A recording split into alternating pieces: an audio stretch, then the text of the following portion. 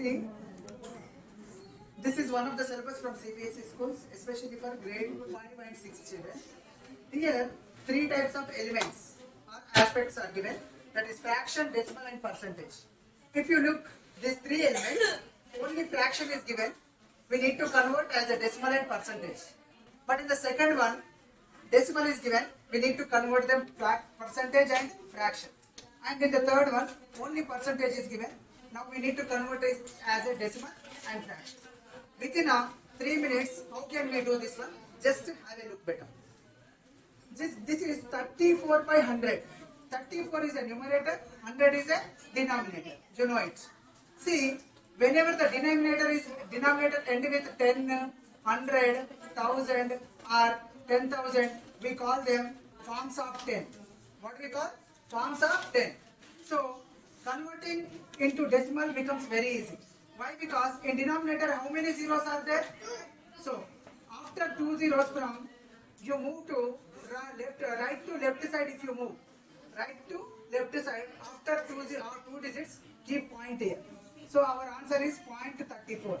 0.34 you can write as a 0.34. Our decimal is over now. Yes. Now we need to convert it into as a percentage. You know, percentage, when you have 100 in denominator, whatever the numerator you have, that will become a percentage, that means 34%. Now what will be in the second case? Let us see now. Here 2.6 is there better. When you have 2.6, you need to write as a whole number of it. That means 26. After point, how many digits are there here? 1. So you need to keep in denominator only 10. But this is not in the form of a 100 better. So writing percentage becomes very difficult. In this case, you need to take 26 by 10 outside and you need to convert it into as a 100. When you need to convert it into as a 100 means if you multiply this 10 with 10. 10 into 10 becomes what? 100. But you are multiplying only denominator. No? At the same time, with same 10 you need to multiply numerator also.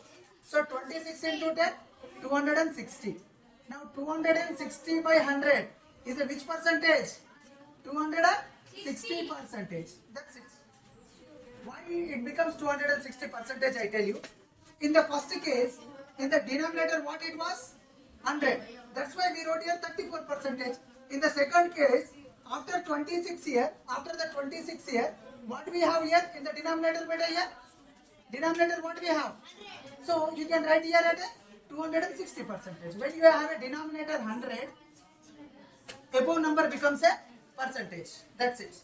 Now we see in the third case. Now 130 percentage we have here. How can you write it as a fraction better 130 percentage? Just exactly. Say Avinigna. 130 by 100. Okay. 130 by 100. Now how do you keep as a decimal? After 1.30. Exactly. Because 2 zeros are there. That's why from right to left, 2 digits after, you need to keep a point here. Next 2 by 10. How do you write 2 by 10 as a decimal? Yes. After 1 digit, you need to keep a point here from right to left better. So 0.2 is nothing but a 0.2. Yes, clear? Next. How do you write 2 by 10 as a percentage then? Same like this process. 2 by 10. It is not in the form of 100. Then what you will do? With which number do you multiply it? 10. So 10 by 10. Both numerator and denominator must be multiplied. 2 tens are 20. 10 into 10, 100. That means 20 by 100 means which percentage? 20 percentage. So you can write 2 by 10 as a which percentage beta? 20 percentage. Is it clear? Next. Last 3.46. How do you write 3.46 in a fraction? Whole number you write 346 by 346 by. Very good. Why? Because in the how many digits are there after the point? 2 digits. That's why 100. Now anyhow we got here 100. So how do you take it in the percentage then? Say louder. I hope you understood it. Okay, stop it.